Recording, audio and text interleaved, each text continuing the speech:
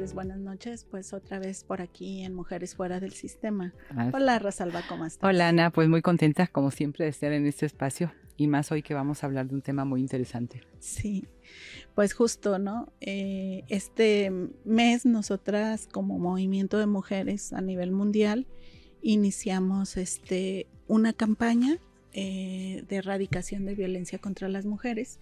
Una campaña que surge en un encuentro feminista que se llama 16 días de activismo. ¿Por qué lo denominamos así? Porque justamente la idea es hacer conciencia y seguir sensibilizando de lo que implica la violencia contra las mujeres, ¿no? Los costos que economistas a nivel mundial han hecho en relación a lo que implica la violencia contra las mujeres, pues es muy alto. Y en ese sentido, pues ya se tiene desde el 2011 que está institucionalizado en Naciones Unidas.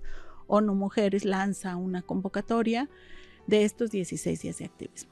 Sí, normalmente los iniciamos los días 25, ¿no? Que es el día que se celebra la no violencia contra la mujer. Sí, justamente el origen del Día Naranja parte de esta campaña de los 16 días de activismo, que como bien dices, Rosalba, los días naranja es una forma, es una acción que tiene la administración pública para estar hablando de la prevención de la violencia contra las mujeres. Y entonces parte del 25 de noviembre, al 10 de diciembre. Y intermediamente pues hay otras fechas que ahorita iremos platicando, ¿no? Sí, creo que hay mucha confusión, al menos o desconocimiento sobre la diferencia de la fecha del 8 de marzo con la del 25 de noviembre. En realidad la del 25 de noviembre fue instaurada o fue promulgada en honor y en recuerdo de las hermanas Mirabal, ¿sí?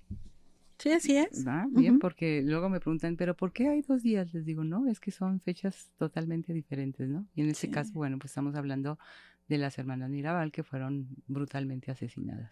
Sí, desde hace 5 años, por ejemplo, el 8 de marzo, que es el Día Internacional de las Mujeres y Mujeres Trabajadoras, además de decirlo, bueno, también se están institucionalizando otras fechas en el calendario feminista, pero como bien lo mencionas, ¿por qué inicia una campaña de 16 días de activismo? Justamente por los altos índices de violencia contra las mujeres y violencia extrema como es el feminicidio, ¿no? Se llevan ya casi 10 años de análisis de diferentes analistas que mencionan que pues todavía van a pasar como 250 años en donde las mujeres pues todavía vamos a vivir violencia, porque no importa qué tanto hayamos avanzado, las brechas de desarrollo nos siguen mostrando que pues hay una problemática muy seria en relación a violencia contra las mujeres. Y uno de esos casos pues es que aún tenemos una cifra de 11 mujeres que mueren diariamente en este país por odio hacia lo femenino. Y a mí me parece que eso es muy relevante y sigue siendo algo que no podemos dejar de obviar, dejar de pasar, ¿no? Entonces, justamente por eso la campaña inicia el 25 y concluye el 10. Sí, Ana, yo creo además que también se ha recrudecido esa violencia hacia la mujer, ¿no? A lo mejor los medios la visibilizan más, a lo mejor hay más formas ahora de que las mujeres estemos más atentas a lo que es la violencia. Creo que la pandemia lo recrudeció mucho, bueno, no lo creo, ha habido estudios serios y que indican que efectivamente la pandemia fue devastadora en cuestión de violencia. Y bueno, muchas otras situaciones, tanto la económica, la ambiental, muchas otras cosas influyen en esto, ¿no? Y parte de la historia de esta campaña es que pues siempre Naciones Unidas lanza una frase que sea fuerte, contundente en relación a la prevención de la violencia. Este año se llama Únete, invierte para prevenir en la violencia contra las mujeres y las niñas, ¿no? Entonces, está situada desde este asunto de identificar que los países no van avanzando en la prevención de la violencia contra las mujeres y bueno, por eso es tan importante. Pero no sé, Rosalba, si quieras comentarnos cómo ha estado estructurada la campaña desde 1903, 11 creo, ¿no? Bueno, en el 2011 efectivamente ha habido una serie de campañas anuales que la ONU ha estado promoviendo y promulgando. Y en 2011 se llamó Poner fin a la violencia contra las mujeres y las niñas, ¿sí? Yo creo que esta primera campaña fue un poco, no sé, recibida con cierta sorpresa porque fue la primera de las acciones que se vieron a nivel mundial. En 2012, acabemos con la violencia contra las mujeres, nos comprometemos. Fue otra de las frases que se utilizaron, de la oración que se utilizó. En 2013 se habló de poner fin a la violencia contra las mujeres y en 2014 pinta tu barrio de naranja. En 2014 fue cuando se empezó a reconocer, a identificar el color naranja, ¿no? Para esta fecha en particular. Los días 25 hasta la fecha se sigue utilizando el color naranja. En 2015, prevenir la violencia contra las mujeres. En 2016, invertir y movilizar para poner fin a la violencia contra las mujeres. Fíjate cómo es importante que están marque y marque pues la violencia contra las mujeres, es decir, en cada una de las campañas se está haciendo mucho énfasis que realmente existe esta violencia, ¿no? Salvo, por ejemplo, en la de 2017 que dice que nadie se quede atrás, es la forma en que se enuncia la campaña. En 2018, pinta el mundo de naranja, escúchame también. En 2019, Generación Igualdad condena la violación. En 2020, pinta el mundo de naranja, financiar, responder, prevenir, recopilar. En 2021, pongamos fin a la violencia contra las mujeres ya. Y en 2022, activismo para poner fin a la violencia contra las mujeres y las niñas. Y actualmente, pues la de este año, que es Únete. ¿Sí? Bueno, pues ¿qué resultados hemos visto, Ana, con todas estas campañas? Creo que lo primero también que es importante como situar, además de estas frases que son contundentes, tú mencionabas, hay un día naranja para la función pública, ¿no? Y entonces todas las instituciones se ponen de naranja. Pero el movimiento ha querido seguir conservando el color morado como una forma de activismo, como una forma contundente de decir que estamos en contra de estas formas y de que pues no haya habido hasta hoy políticas públicas que realmente paren este proceso. ¿Y por qué lo menciono? Porque creo que una deuda muy grande con las mujeres es toda la política pública que da marco en relación al acceso a la justicia para las mujeres. Creo que ya hemos avanzado en la sensibilización, creo que ya hemos avanzado, entre comillas, de visibilizar que cualquier forma o hay varias formas tipificadas en la ley de violencia contra las mujeres que no son naturales, que el amor no duele y que nuestras relaciones tendrían que ser mucho más equitativas. Yo veo como que en la juventud, sobre todo en estas relaciones, esto ya se va superando, pero cuando llegamos a las denuncias, cuando llegamos al Poder Judicial, cuando llegamos a todo un sistema judicial, nos percatamos que todavía falta no solo sensibilización, porque yo cuando escucho a otras compañeras que es que les falta sensibilización, tú que das y has dado tantos talleres de prevención y erradicación de violencia, nos podrías contar cuántos años llevas sensibilizando a las funcionarias y funcionarios públicos, ¿no? No, pues te puedo decir que son 20 años, cuando menos, ¿no? Y mi trabajo casi siempre ha sido con funcionariado. Y desgraciadamente, ¿sabes qué veo yo? Que la sensibilización, la capacitación tiene que empezar por la sensibilización. Y cuando hacemos talleres de tipo humanista, en donde las personas que participan hablan de sus experiencias, algo, realmente sí se sensibilizan al identificar la violencia. Pero sucede algo, se corta la capacitación, se las dieron 1 año, 2 o 3 días y pueden pasar como si eso por ósmosis pudiera cambiar toda la cultura que traemos arrastrando, todas las falsas creencias y mitos sobre las mujeres y sobre los hombres y lo que genera la violencia, ¿no?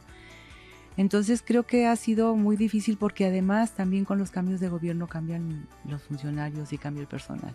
Entonces cuando apenas están más o menos entendiendo este proceso, este fenómeno de la violencia, pues ya viene un cambio de gobierno, ya viene un cambio de personal y los que entran sin conocer mucho, ¿no? Entonces creo que también hay una resistencia porque Algo que se ha hecho desde el movimiento no es solo capacitar, o sea, hemos ido proponiendo leyes, hemos ido proponiendo mecanismos en las leyes para que haya protocolos, desde cómo se integra una carpeta o un expediente anteriormente legal hasta una serie de pasos que se deberían de seguir, pero que no se siguen, ¿no? Bueno, y en el caso del protocolo, simplemente en la atención que debe recibir una mujer en esa situación. Así es. Es brutal ver cómo va a dar hacer una denuncia y la forma tan indiferente, con tanto falta de respeto, las preguntas así tan duras, sin que haya una privacidad, sin que haya un lugar de confidencialidad para que se resguarde la intimidad. Y eso va contra la ley, o sea, porque hay un protocolo, porque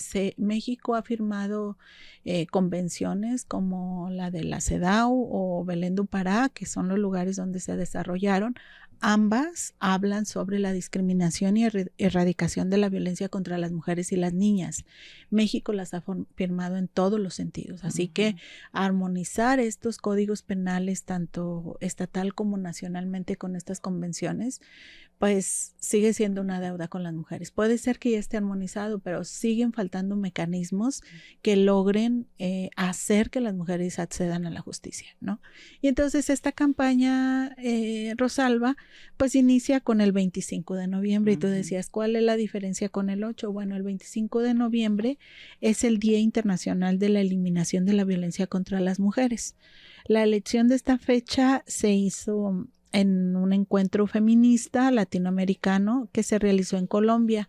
El motivo fue pues hacer un reconocimiento público a 3 mujeres dominicanas que estuvieron durante la dictadura de este país luchando contra el dictador. ¿Por qué su historia es tan importante? Porque ellas, pese a que tenían todo en contra, las hermanas Mirabal, Minerva, María Teresa y Patria, que para el movimiento son las mariposas, así era su apodo dentro de la izquierda en Dominicana, pues este señor las asesina, ¿no? Con todo el dolo del odio hacia lo femenino, generando como determinadas estrategias de acoso y de otras formas de violencia contra ellas y sus parejas, y yo diría contra sus familias, ¿no? Entonces, el asesinar a 2 de ellas y dejar una viva como parte de la tortura de todo un proceso, pues ha sido un símbolo para el movimiento feminista. Este día las mujeres hemos levantado la voz por mucho tiempo, exigiendo justamente políticas públicas que cambien este proceso. La otra fecha, creo que se incorpora aquí, pues es el 1 de diciembre, ¿no? Que es el Día Mundial de la Lucha contra el VIH y el SIDA. Y bueno, nos podemos preguntar cómo un daño a la salud ha sido parte de la conformación de una conmemoración y que además pues el feminismo la ha retomado, ¿no? Y esto es porque el VIH desde 1988 pues ha sido una pandemia que ha estado muy oculta, muy invisibilizada, por lo que esto implica, ¿no? Porque habla de una infección de transmisión sexual que tiene que ver con otros aspectos de las personas, ¿no? Su orientación, su identidad sexual, aspectos que pese a hoy tengamos un movimiento muy fuerte, siguen estando invisibilizados como tal, ¿no? El asesinato de este congresista en Aguascalientes hace unos días, que era una persona no binaria y que pues para muchas personas esto es muy chocante y discriminatorio, nos da cuenta de todo este proceso, ¿no? No es que el congresista tuviera VIH, pero una persona que sí tiene VIH, sí tiene un estigma en el cuerpo que permanentemente pues hay que estar recordando que son formas de discriminación y que es una de las formas más violentas el hecho de que esta sociedad no te reconozca como tú consideras o como tú te sientes, ¿no? La otra fecha es el 29 de diciembre, que es el Día Internacional de las Defensoras de Derechos Humanos. Y entonces nos preguntamos por qué empezamos a hablar de esto. Esta es la fecha más reciente. Sucedió el 18 de diciembre del 2003 en una resolución en Naciones Unidas se vio la necesidad de instalarla a partir de que las defensoras de derechos humanos pues estaban viviendo una situación extrema de violencia, ¿no? Se estaba asesinando a defensoras de derechos humanos, se estaba acosando, se estaba desapareciendo por la labor que realizaban, es decir, por la defensa de los derechos humanos. Entonces, el 1 de enero al 30 de junio, por ejemplo, Naciones Unidas de este año ha dicho que hay 18 homicidios de mujeres defensoras de derechos humanos. De estos 22 casos han sido violencia extrema, es decir, han sido feminicidios, ¿no? Y 64 están en verificación y 22 casos todavía no concluyen. Y yo comentaba con mis compañeras de equipo que, bueno, recordaba a Katia, una indígena defensora de derechos humanos de Guerrero, Musga, creo, que hasta hoy no ha podido salir, pese a que es inocente, ¿no? Fue retenida en un retén y hasta hoy no ha podido salir de la cárcel, ¿no? Pero no solo ella, creo que el haber levantado la voz frente a determinadas espacios que son de mucho poder, como es el ejército o es la policía, pues sí te coloca en una situación de mucha vulnerabilidad. La otra fecha que casi no se habla, que incluso yo diría que dentro de la campaña es la más invisible, es la del 6 de diciembre, que es el aniversario de una matanza en una universidad de Montreal. Un alumno decide asesinar a 14 estudiantes de la Escuela Politécnica de Montreal por ser feministas. Y entonces llega, las balacea y las mata, ¿no? Siempre que digo esta fecha dicen, pero ¿por qué no se reconoce? Porque el movimiento ha querido plantear más de manera positiva que ser feminista pues también es una decisión, es una identidad y que por tu ideología pues no te tendrían que hacer ningún tipo de daño. Sin embargo, bueno, pues somos muy incómodas, ¿no? Pero además es un riesgo y claro, cualquier mujer que de alguna manera estemos haciendo alguna lucha a favor de las mujeres, pues representamos una amenaza para el sistema, ¿sí? Y para el sistema ampliamente, no solamente las instituciones gubernamentales, para la familia, para la religión, para las escuelas, para las universidades. Entonces, el tener este tipo de actividades, pues siempre va a ser un riesgo y vamos a estar vulnerables. Así es. Y bueno, pues la otra fecha y que es la última, pues es el 10 de diciembre, que es el Día Internacional de los Derechos Humanos. Esta fecha aparece en 1950 y es básicamente, inicia como la conmemoración de los 50 primeros años de los derechos humanos y a partir de ahí pues ya cada año se conmemora como tal, ¿no? Entonces ya no es solo de las mujeres, sino de todas las personas que en el mundo defienden derechos humanos. El movimiento feminista ha retomado estas fechas y cada una de ellas plantea diversas actividades, ¿no?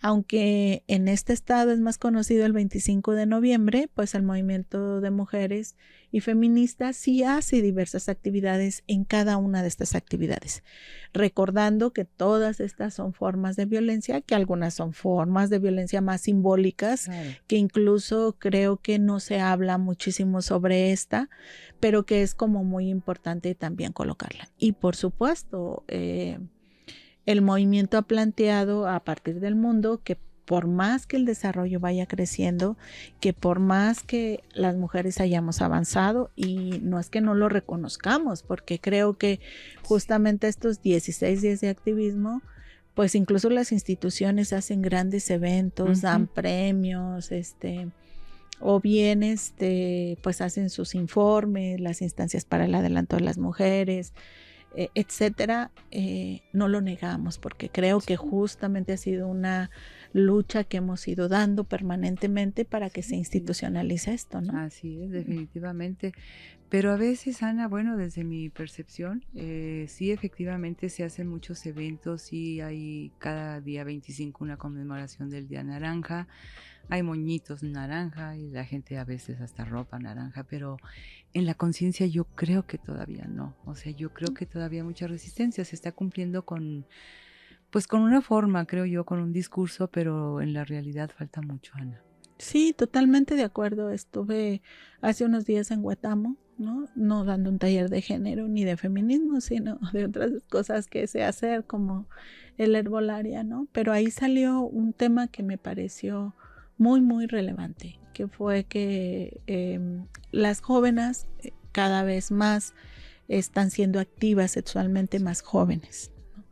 Y que lo hacen, bueno, sin ninguna protección. Y entonces terminan teniendo un embarazo no deseado, Sí. y que ahora, bueno, pues dentro de las clínicas se puede acceder a la pastilla del día después, ¿no? Entonces las sanadoras que estaban ahí y sanadores varones tenían una preocupación porque ellos sienten que nosotras las mujeres y las defensoras hemos difundido tanto los derechos humanos que por eso ya ahora las niñas pueden acceder a la pastilla del día después. Yo creo que eso es un mito. Yo estoy casi segura que eso es un mito, porque si bien es cierto que esa información existe y que es verdad que en Movimiento la colocamos ahí en una norma y estuvimos presionando para que eso se quedara ahí, pues es muy importante, ¿no? Yo siempre que escuchaba a mi abuela hablar de anticonceptivos, que ya no pudo acceder a ninguno, para mí sí era mucha indignación, porque si tú no eres dueña de tu cuerpo, si tú no puedes decidir sobre él, entonces ¿sobre qué puedes decidir? Claro, definitivamente. ¿No? Entonces yo creo que las mujeres y el movimiento feminista hemos avanzado en realmente dar esta información, en generar las propuestas para que después se conviertan en políticas públicas y se institucionalicen.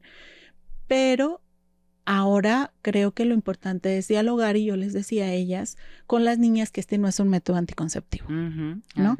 Que es un método cuando sucede una emergencia, por alguna situación, porque estamos ovulando, porque lo que quieras y mandes. Sí, pero sea, no es algo que pueda ser utilizado de manera permanente como un método anticonceptivo. Así es. Pero ¿qué sucede? Que voy a lo que tú decías. ¿Por qué lo traigo? Porque no hay la suficiente sensibilidad sobre esto, pero sobre todo no hay los cambios. ¿Y en quién no hay los cambios?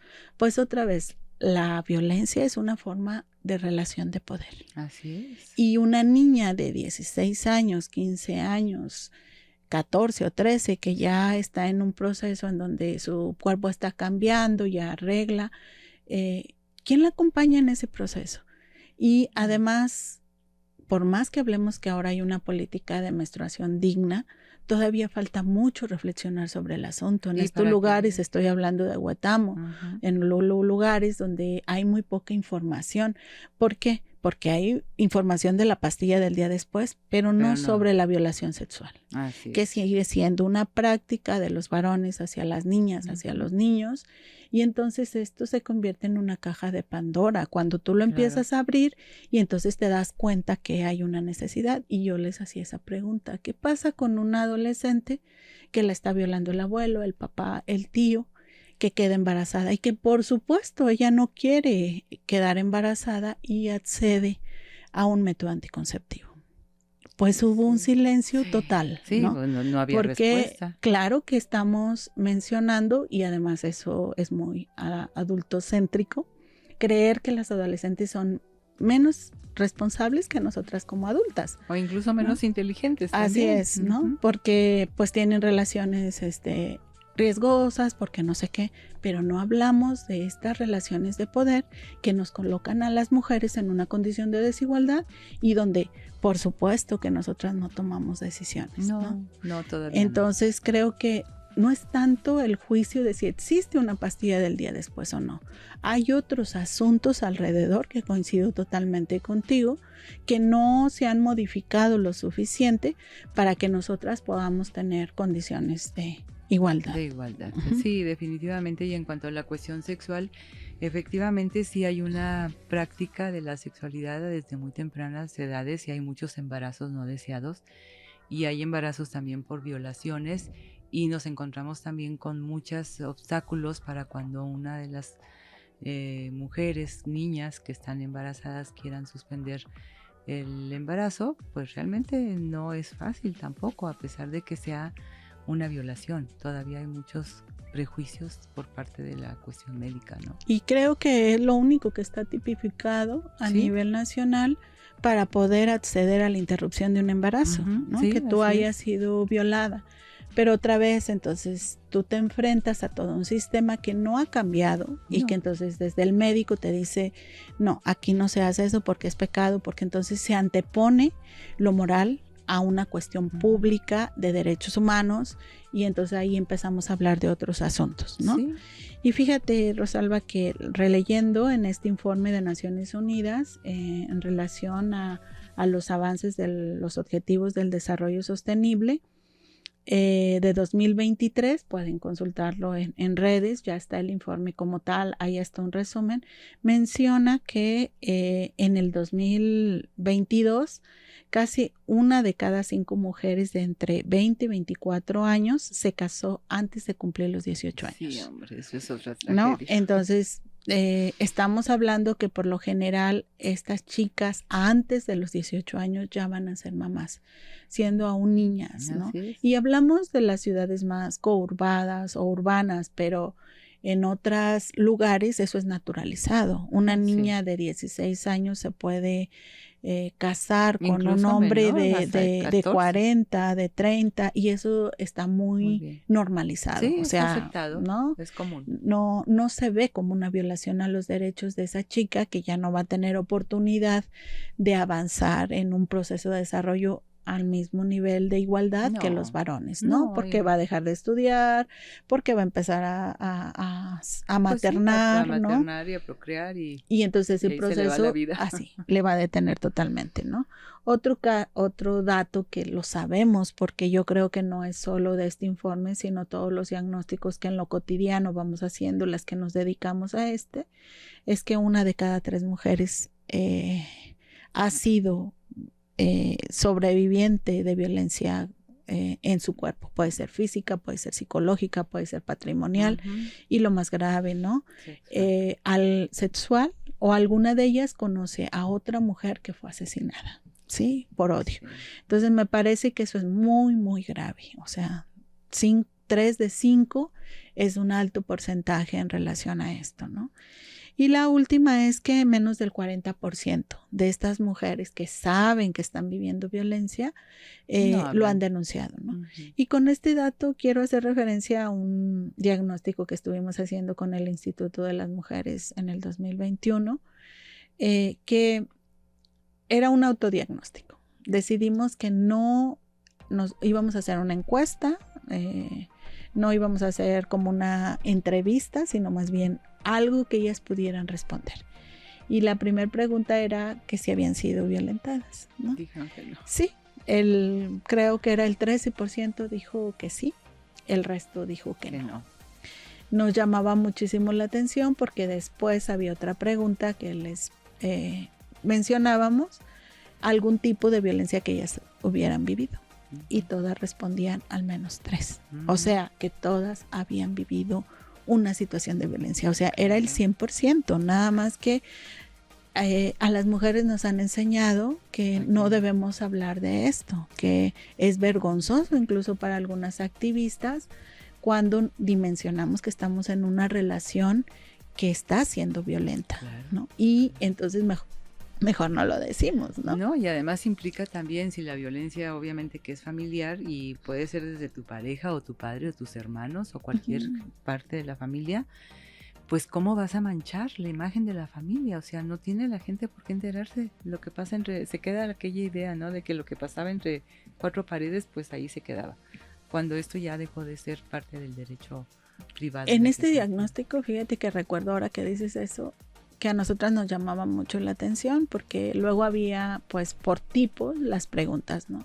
Se identificaba perfecto la violencia física, la violencia psicológica y emocional, la violencia económica, un poquito más, había aspectos de la violencia económica que están tan naturalizados que decían, no, pues a mí me toca cuidar a los hijos, no, pues a mí me toca hacer todo el quehacer de la casa, ¿no? Etcétera. Pero cuando se llegó a violencia patrimonial, ellas estaban, creo que fueron de los datos más reveladores. Y más impresionantes incluso para ellas, ¿no? Porque decían, una médica, pues es que yo compré el carro con mi compañero que también es médico, pero está su nombre.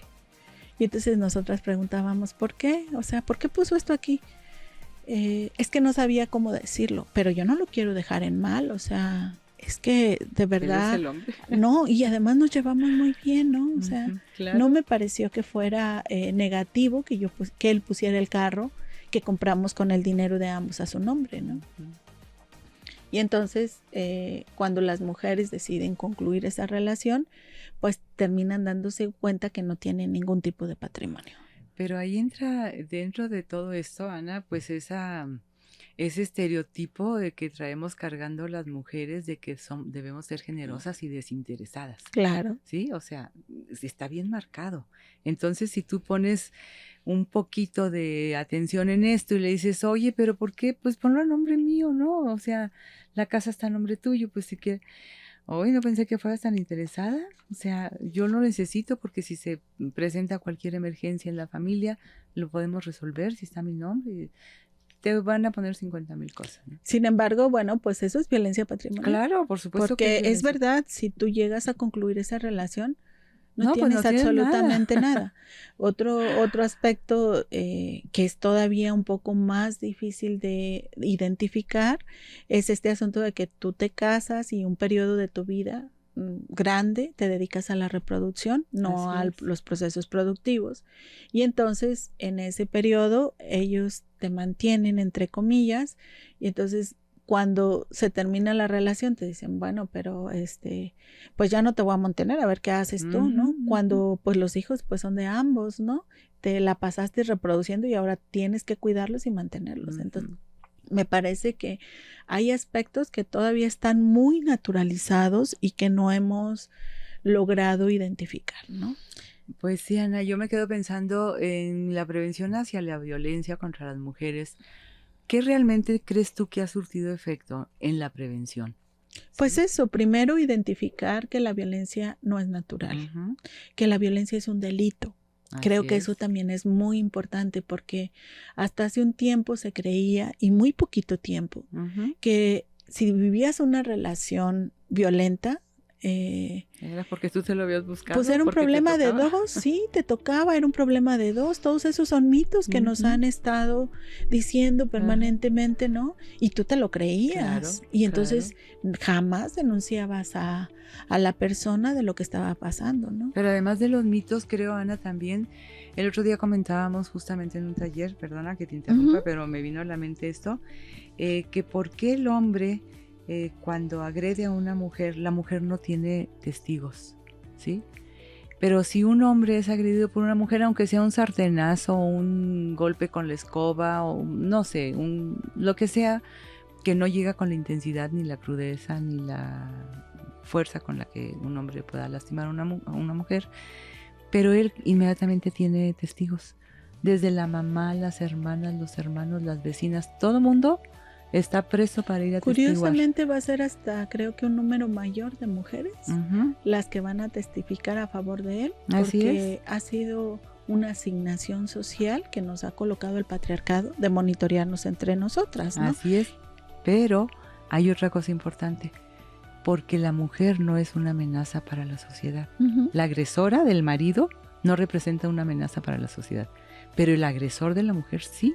Entonces nadie quiere meterse en el riesgo de decir, si voy y la acompaño y atestiguo que sí fue violentada o que la maltrata o que la sacó a golpes o me amenazó con mi hija, me amenazó conmigo misma, me amenazó con una violación. Es decir, el hombre, el agresor, es una amenaza para la sociedad. Claro, tiene un impacto. Tiene un impacto en otras. Y la mujer no, la mujer pues agredió al marido, yo digo que sí, compadre, yo te defiendo.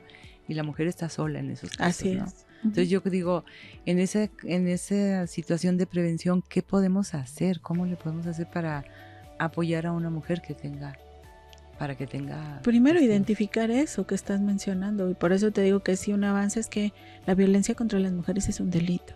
Sí. No es un asunto de pareja, ¿no? He visto en el último tiempo como 3 carros que tienen una leyenda en la parte del parabrisas de atrás, ¿no? De vendo este carro porque la tóxica me lo quiere quitar, ¿no? Ay, en este Dios. proceso de divorcio. Y a mí me parece muy fuerte eso, Claro. porque es que esas formas de violencia patrimonial no solo se están quedando en este espacio que es más privado, sino están yendo al ámbito público.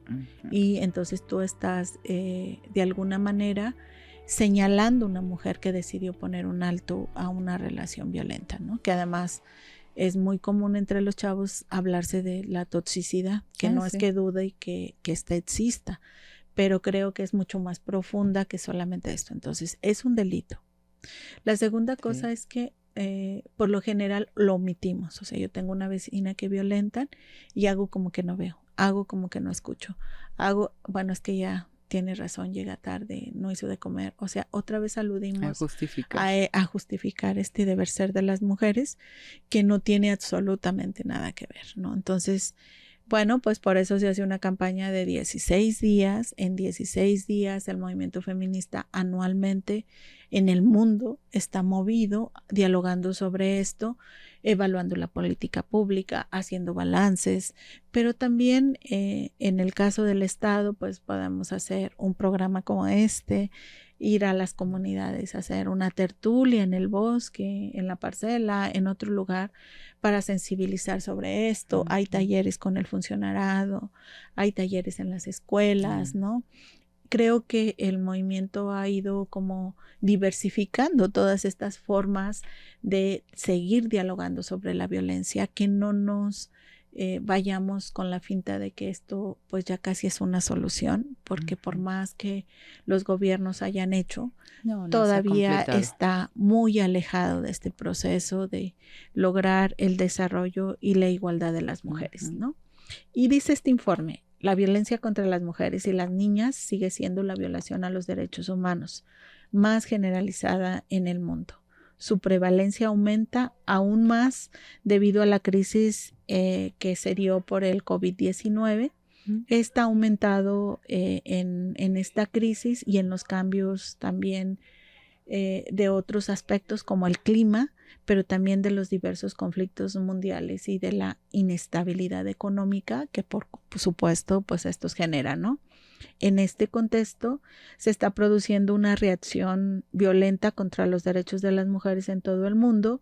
Los movimientos también que están en contra de los feminismos pues cada vez avanzan también o han avanzado en la última década más, ¿no? Los ataques contra las defensoras y activistas de derechos humanos son más frecuentes y la condición jurídica de los derechos de las mujeres está cada vez más amenazada en muchos países.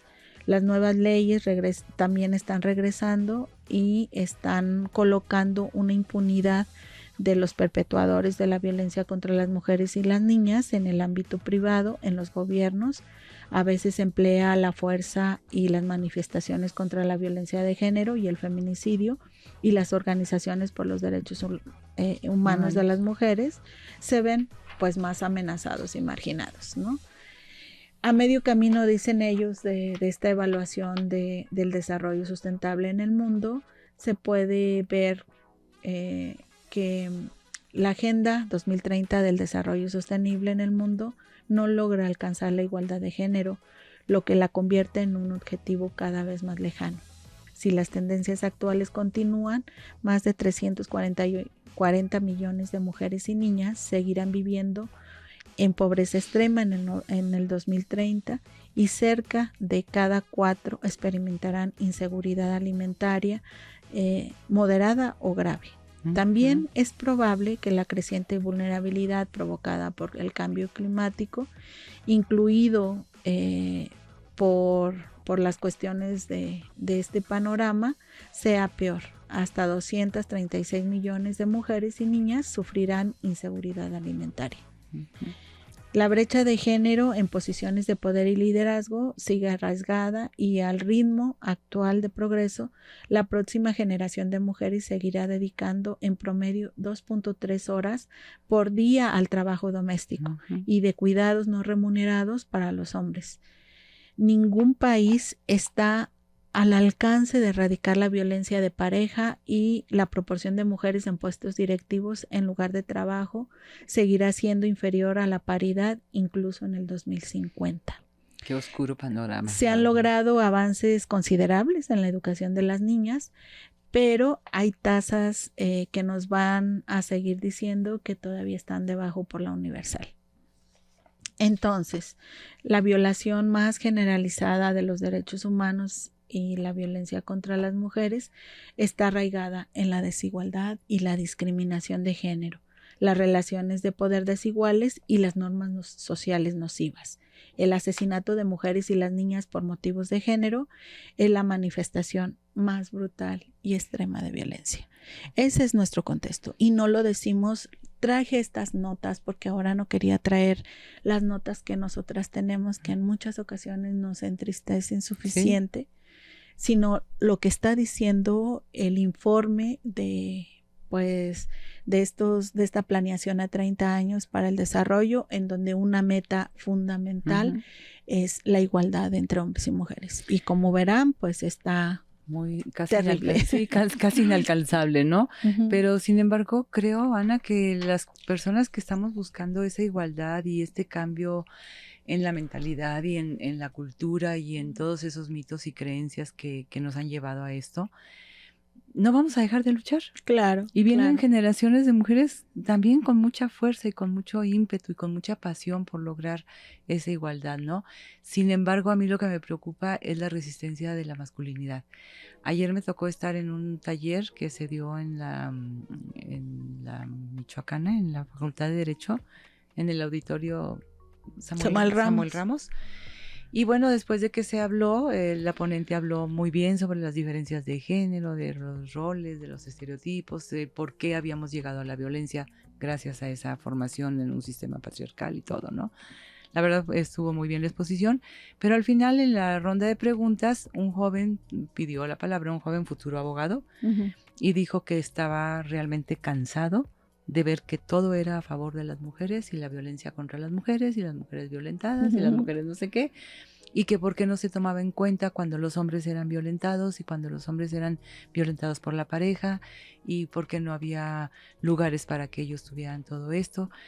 Entonces, cuando ves esa reacción de un joven que está estudiando derecho, que ya tendría que tener cuando menos las bases mínimas para entender todo este fenómeno de la violencia y no las tiene en la facultad, y no solamente no las tiene, sino reclama para los varones, claro, de una manera muy apropiada, pues la ponente le hizo ver pues que la mayor parte de la violencia la reciben de otros hombres. Finalmente las muertes, dice, es que somos más los hombres muertos que las mujeres, aparte de que no tenía los datos muy claros, yo creo, pero los que son más asesinados son por otros hombres, no son por mujeres, ¿no? Así es, y no es por una condición de género, no es por una condición de odio hacia lo femenino.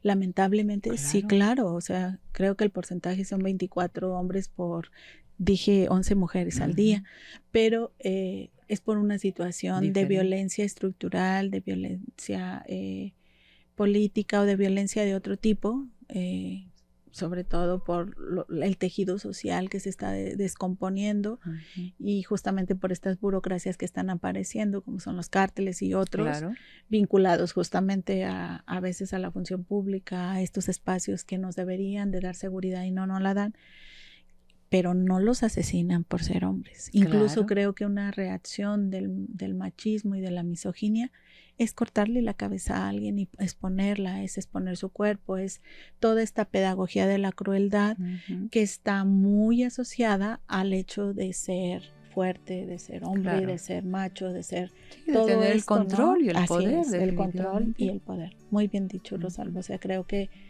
son, dice mi hija, hijos sanos del patriarcado, ¿no? Entonces creo que hay una gran diferencia que, bueno, a este chavo le generó malestar, que sigamos y que vamos a seguir hablando, no sé si hasta el 2050 o hasta que tengamos fuerzas y que realmente pues vayamos viendo que puede haber igualdad entre hombres y mujeres, ¿no, Rosalba? Así es, ojalá. Pues, ¿cómo se cierra, Rosalba?